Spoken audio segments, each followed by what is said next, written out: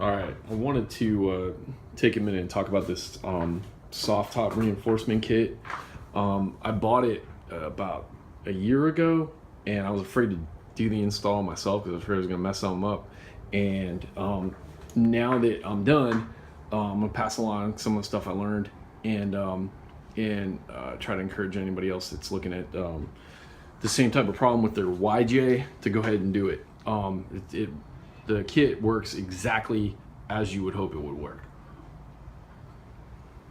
Okay, so what happens? My YJ had a lot of the screws were pulled out enough that the air would get in there and just make the whole center of the top like shimmy and squeak. The guy that had this truck before me, he was desperate. I mean, this was his daily driver, so he whatever. I don't want to make any judgments, but he took screws, like extra screws, and just started drilling in there. So it's like top of the top had like probably 6 extra screws beyond the, I think 8 or 10 screws that come from the factory. It's crazy, but they were all ripping apart, you know. And what's crazy is even from the factory, the screws are just self-tapping screws. There's nothing more complicated than that. So it's almost like just something I didn't do right from the beginning.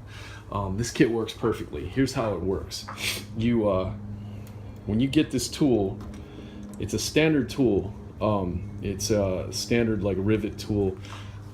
The way it works is a couple things. First off, this stuff right here, this setting, just back it out and get it out of your way. You don't have to worry about it. You don't need it as a stopper. I'm sure with some other application you would, but you don't here. You want to wind this out, make sure everything's nice and open, okay? And what you do is you're gonna have one of these for every one of the factory holes in the windshield. And I'm gonna unscrew it so I can show you. What you're gonna do is, this is the actual rivet, okay? You're gonna screw it all the way on. I'm talking about all the way on. And let me just do that real quick.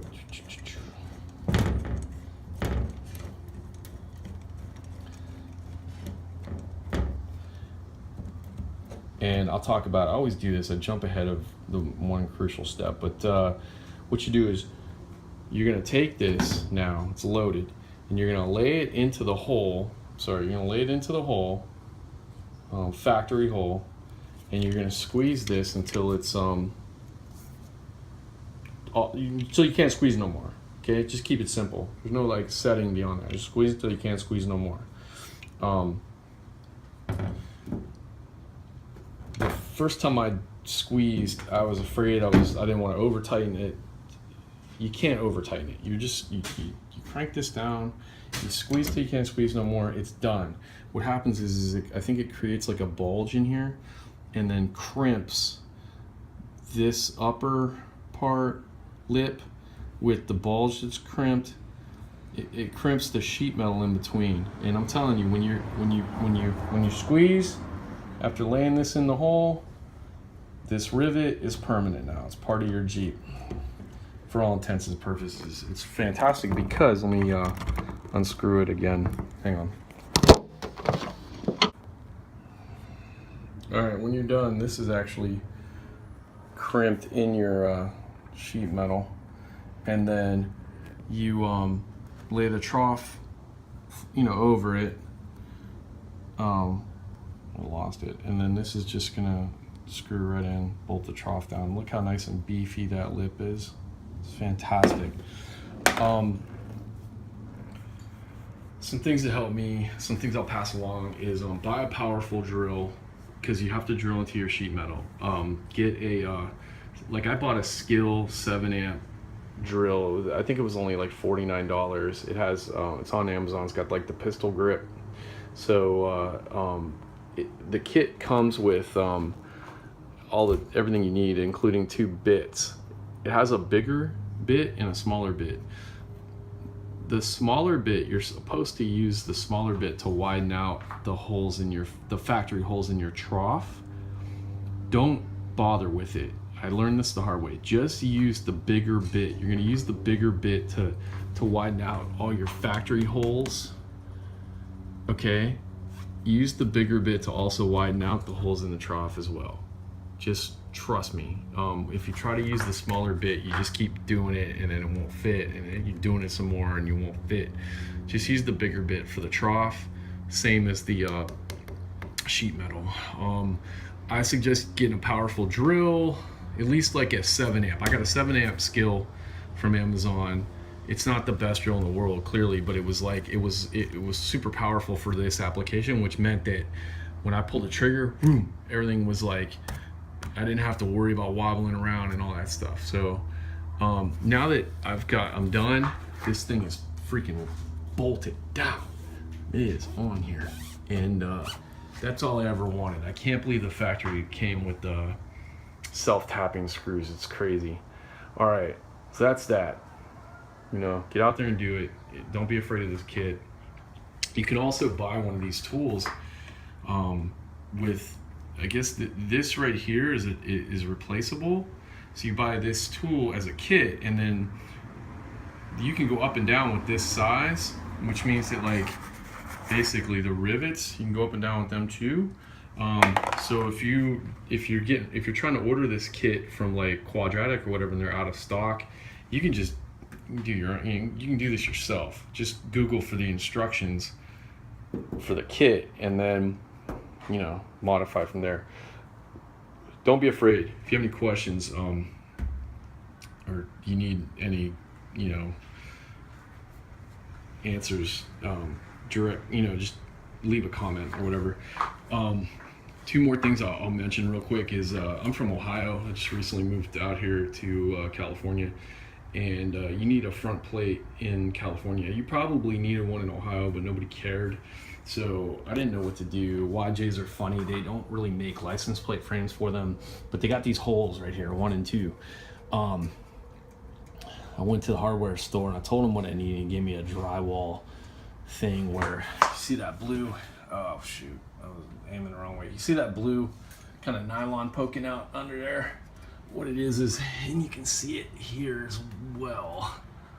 Okay, when you, it's a nylon, like a drywall screw situation where you get the right hole and make sure it lines up with your license plate hole, and you stick it in there. Then as you screw the screw in, it kind of makes the blue nylon splay out, and it's on there, man. It ain't going nowhere. And so now I'm not gonna get any stupid tickets. The only other thing I'll add that's like California specific is you have to have side mirrors. I can't remember if you have to have 2 of them, but I got 2 anyway. These are Quadratic mirrors, they bolt right in there. Don't count on them. I mean, they're there so I don't get a ticket. It's not very stable. They wiggle. You gotta really cinch it down to even get it from moving around. And but I drove this truck for like 5 years in Ohio, and I just got used to looking over my shoulder. So they're only there to avoid a ticket. But they do a good job at that. Final thing I'll mention is when I got this Jeep, it had this original steel rims, and they didn't seal. 2 of them were rusted to the point where they didn't seal well enough to hold air for very long. And so I used to pump up the air all the time, and just bought a little air pump and whatever. And I even replaced the tires because it really needed tires. I just put these Firestone ATs. I don't off-road. I just ride around. This is like, I got this instead of a motorcycle. I replaced the rims with, ultimately got tired of airing up the tires, so I went on Tire Rack and I bought, I was kind of boxed in because I already had the tires. The tires fit the original steel rims that came on this YJ. So I wasn't about to buy new tires, so what I did was found a rim that would fit the original tires, and it turns out it's awesome. These are inexpensive. They're only like 80 bucks. These Ultra, they're aluminum. They're probably less than half the weight of the original steel rims. I mean, who knows? They could be even less than that. I think maybe they were only like 14 pounds a piece, and you really feel it. I mean, it's like the truck is just a lot more, I don't know how to explain it. I'm not an engineer, but there's a lot less like weight at your here, you know. So it just feels nicer when you're going down the road. Another thing that feels nicer, and maybe this is more what I feel, if you notice that they stick out, you know, whereas the original steel rims, like, they were tucked in to the point where the wheel was basically, I mean, I think there was only like a little bit over, you know, it would only stick out a little bit. These stick out pretty far on all four corners. And what that does is it increases your footprint. And so the truck's not darty anymore. It's, it goes down the road like, you know, freeway, highway, whatever, planted, which is fantastic. So that's it. If you're not sure about this kit, especially in light of the fact that the instructions are really hand-drawn. I mean, when you Google around and you find the instructions, it's a PDF of a hand-drawn, you know, thing. But don't be paranoid. It's when you're done, you'll really be happy. This is super stable. I don't know if I mentioned this. My original trough was all screwed up. It looked like Swiss cheese because the guy before me had put so many screws in it, that I went ahead and ordered the Rampage trough that's for sale on Amazon. It's only like 19 bucks. The only difference between it and the factory is it's split in half. So but it's okay. All the holes line up. You're gonna widen the holes anyway, but they all line up. The middle screw bolts down. It holds them both in place. But it's like at that point you've got so many other screws already in there that I mean, this thing's solid. So one other thing I would say, this is what I did. I keep metal spray paint, like flat black or satin black spray paint around. Once you're completely done widening your holes, okay, in the trough, and you test fit, make sure you test fit the whole thing, but don't put the weather stripping.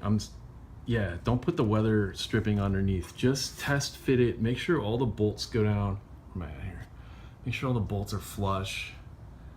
When you test fit it, don't force anything. You don't want to cross thread anything. Get it all nice and test fit. Got all your holes widened out. Undo everything and take the trough and spray it with spray paint.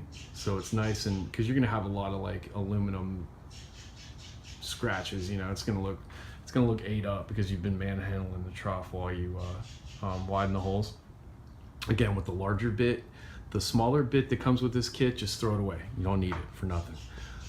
Then once you spray paint it all up, really the top side's all got spray paint. Maybe you don't have to worry about the underside. Don't put the damn weather stripping on, which you can kind of see it in there. It comes with a fresh weather strip, you know. Don't put that on there until you're done widening the hole and everything is gonna fit perfect, okay? Because then when you go back to like drill into these holes, drill in and like widen out the hole a little bit more, which you won't have to fight it so much if you use the bigger bit. I fought this thing because I used the smaller bit to widen the trough holes like the instructions said, and that caused me a lot of extra work. That's not gonna happen to you because of this video. All right, well, happy jeeping and good luck. If you got any questions, just leave a comment.